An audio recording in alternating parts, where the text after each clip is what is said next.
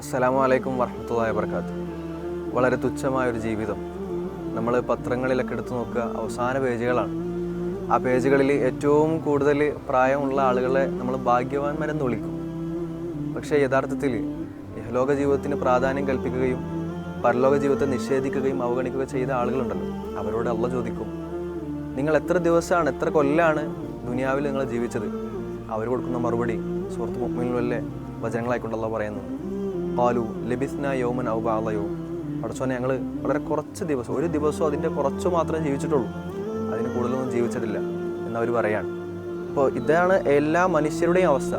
നമ്മൾ വളരെ കുറച്ച് മാത്രമേ ജീവിക്കുന്നുള്ളൂ. അതിൽ നന്മകൾ വർദ്ധിപ്പിക്കാൻ വേണ്ടി ശ്രമിക്കുക. നന്മകൾ അധികരിപ്പിക്കും തോറും നമ്മുടെ പാപങ്ങൾ അല്ലാഹു സുബ്ഹാനഹു വ തആല മായ്ക്കും എന്ന് ഖുർആനിക വചനങ്ങളിലൂടെ കാണാൻ സാധിക്കും. അതുകൊണ്ട് നന്മകളിൽ മുന്നേറുന്ന സത്യവിശ്വാസികളുടെ കൂട്ടത്തിൽ നമ്മൾ ഉൾപ്പെടാൻ വേണ്ടി പരിശ്രമിക്കേണ്ടതുണ്ട്. അല്ലാഹു സുബ്ഹാനഹു വ തആല അതിനുള്ള തൗഫീഖ് നമുക്ക് അവർക്ക് നൽകി അനുഗ്രഹിക്കുമാറാകട്ടെ. ഈ റമളാൻ അതിനുവേണ്ടി ഉപയോഗപ്പെടുത്തണം എന്നുകൂടെ ഉണർത്തുന്നു.